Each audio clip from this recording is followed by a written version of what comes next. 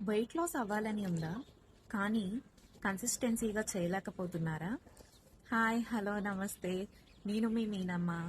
చాలామంది weight loss అవ్వాలని start చేస్తారు, బట్ కన్సిస్టెన్సీగా చేయటంలో ఫెయిల్ అవుతారు.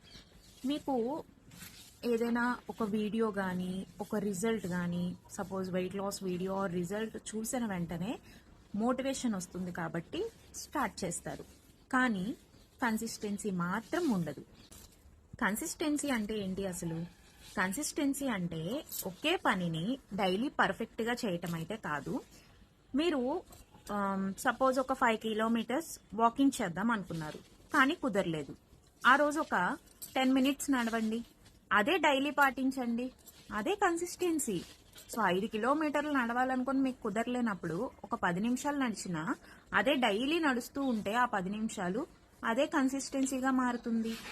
సో చాలా మందికి ఒక పని చేయాలి అంటే మోటివేషన్ కావాలి. మోటివేషన్ ఎలా పనిచేస్తుంది అంటే, మనకి మూడు ఉంటే ఆ పని చేస్తాం, లేకపోతే మానేస్తాం. బట్ కన్సిస్టెన్సీ అలా కాదు. మీకు మూడు ఉన్నా లేకపోయినా ఆ పనిని చేసుకుంటూ వెళ్ళిపోవాలి, అదే కన్సిస్టెన్సీ. మీరు ఏదైనా ఒక పనిని సపోజ్ వెయిట్ లాసే అనుకుందాం. సో ఒక 10 డేస్ కంటిన్యూస్గా చేశారనుకోండి, కాన్ఫిడెన్స్ బిల్డ్ అవుతుంది. అదే మీరు ఒక 30 డేస్ కంటిన్యూగా చేస్తే హ్యాబిట్గా మారిపోతుంది. ఇప్పుడు నాకున్న క్లయింట్స్లోనే చూసుకుందాం. చాలా మంది ఎలా ఫీల్ అవుతారు అంటే, ఒక్కరోజు క్లాస్కి రాకపోయినా, ఇంకొక రోజు డైట్ మిస్ అయినా కూడా అయ్యో ఈ రోజు చేయలేదు అని చెప్పి చాలా ఫీల్ అయిపోతూ ఉంటారనమాట. సో అది ఒక మీకు అలవాటుగా మారిపోతుంది.